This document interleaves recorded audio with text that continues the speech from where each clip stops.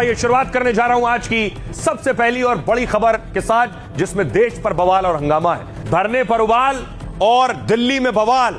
इस बवाल और हंगामे के बीच प्रधानमंत्री नरेंद्र मोदी संसद पहुंचे। एनडीए की बैठक थी संसदीय दल की मंगल मिलन में। प्रधानमंत्री नरेंद्र मोदी ने जो प्रदर्शन हो रहा है नीट को लेकर, जो बवाल और हंगामा है, उस पर भी साफ कहा कि कोई भी दोषी बख्शा नहीं जाएगा। इस बैठक के ठीक कुछ वक्त बाद राहुल गांधी प्रधानमंत्री नरेंद्र मोदी के आवास की तरफ बढ़ रहे थे। राहुल गांधी, प्रियंका गांधी और दूसरे नेता और कार्यकर्ता। तो राहुल गांधी कैसे मल्लिकार्जुन खड़गे के आवास से देखिए सीधे पहुंच गए प्रधानमंत्री नरेंद्र मोदी के आवास, और आवास के बाहर धरने पर बैठ गए। राहुल का प्रदर्शन जारी था प्रधानमंत्री नरेंद्र मोदी के आवास पर। इस बीच जब प्रधानमंत्री के आवास के बाहर थे तो पीएमओ में मंत्री जितेंद्र सिंह को भेजा गया। मंत्री जितेंद्र सिंह पहुंचे राहुल गांधी से बात करने के लिए कि राहुल क्यों आए प्रधानमंत्री आवास, राहुल किस मांग के साथ, किस मुद्दे के साथ यहां धरना दे रहे हैं। तो जितेंद्र सिंह बहुत देर तक राहुल गांधी से बात करते रहे। राहुल गांधी ये सब बताते रहे कि उनकी क्या क्या मांग और क्या क्या डिमांड है। दूसरी तरफ एक और तस्वीर सामने आई। जब प्रदर्शन रहा था तो राहुल गांधी ने जेब में हाथ डाला और टॉफी निकाली और टॉफी प्रियंका गांधी की तरफ बढ़ाई। अब देखिए राहुल गांधी कहां थे, ये आप देख रहे हैं। ये है प्रधानमंत्री आवास, यानी प्रधानमंत्री नरेंद्र मोदी का घर।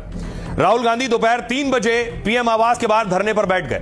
राहुल और कांग्रेस के इस धरने की पहले से किसी को जानकारी नहीं थी।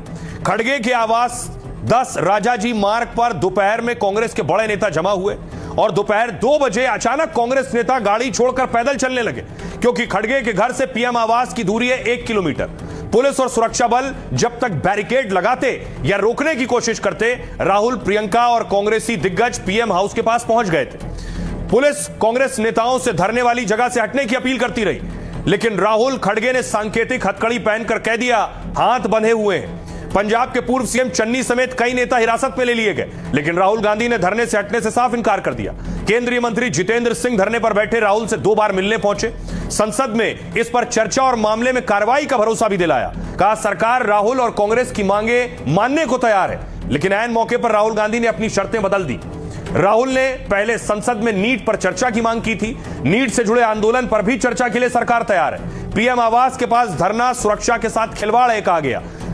बीजेपी ने बताया, हमने बताया कि उनके धरने से लोगों को असुविधा हो रही है, लेकिन कांग्रेस खतरनाक मिसाल पेश कर रही।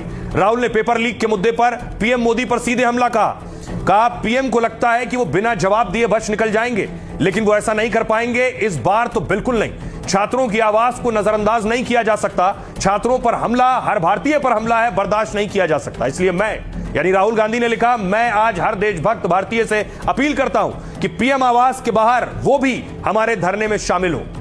दूसरी तरफ प्रधानमंत्री नरेंद्र मोदी ने भी इस प्रदर्शन पर बोला, पेपर लीक की चिंताओं के बीच सरकार छात्रों के साथ खड़ी है। पेपर लीक की घटना सामने आते ही सरकार ने तेजी से कार्रवाई की। हम मानते हैं कि पेपर लीक घोर पाप है, इसलिए दोषियों को नहीं बख्शा है। जिम्मेदार लोगों को जवाबदेह ठहराया गया है और जरूरी कदम उठाए गए। 13 लोगों को फौरन गिरफ्तार किया गया, कई को जेल भेज दिया गया है। कड़े इंतजाम और पारदर्शिता के साथ दोबारा नीट की परीक्षा कराई गई।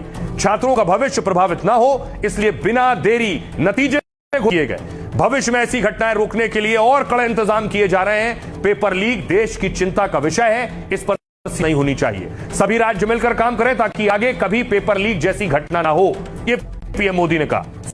अब देखिए राहुल गांधी प्रधानमंत्री नरेंद्र मोदी के आवास के बाहर धरने पर थे।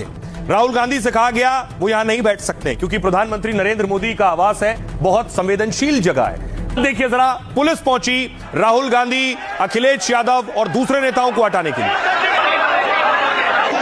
तस्वीर आई है जो आप देख रहे हैं, अखिलेश यादव राहुल को देख रहे थे, वो ये तस्वीर है। राहुल गांधी उसी जगह पर लेट गए।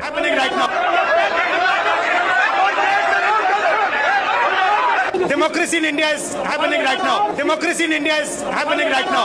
उसके बाद नेताओं को बिठाकर ये बस के अंदर की तस्वीर देख रहे हैं। अखिलेश यादव आगे की तरफ बैठे, राहुल गांधी बैठे, प्रियंका भी इसी बस में। दूसरी तरफ देखिए कन्हैया लाल, उन्हें भी डिटेन किया, पुलिस ने हिरासत में लिया। मॉडल टाउन इलाके में दिल्ली में प्रदर्शन कर रहे थे। अब देखिए पुलिस ने बहुत से लोगों को हिरासत में लिया, कांग्रेस के नेता भी इसमें शामिल है। किस किस को डिटेन किया है धरना, कोहराम और हिरासत। राहुल गांधी हिरासत में, प्रियंका वाड्रा, अखिलेश यादव, डीके शिव कुमार को हिरासत में लिया गया।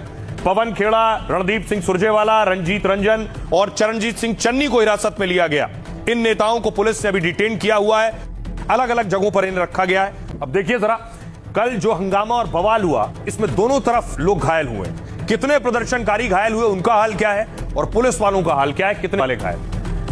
प्रदर्शनकारी में करीब 90 छात्र घायल बताए जा रहे हैं। इसके अलावा सीजेपी ने 100 से ज्यादा घायल का दावा किया है। साक्षी नाम की एक छात्रा गंभीर है, छात्रा का आईसीयू में इलाज चल रहा है इस वक्त। अब तक 79 छात्र डिस्चार्ज हो गए हैं और 9 छात्र बिना बताए अस्पताल से चले गए। इसके अलावा पुलिसकर्मी, देखिए झड़प में 118 पुलिसकर्मी घायल हुए हैं और इनमें 5 आईपीएस अधिकारी शामिल हैं। ज्वाइंट कमिश्नर, एडिशनल कमिश्नर हैं, डिप्टी कमिश्नर, एडीसीपी को भी चोटें आई हैं। कई महिला पुलिसकर्मी घायल हुई हैं कल के हंगामे में। अब सुनिए जरा, जो घायल हुए पुलिस वाले, उन्हें सुनिए वो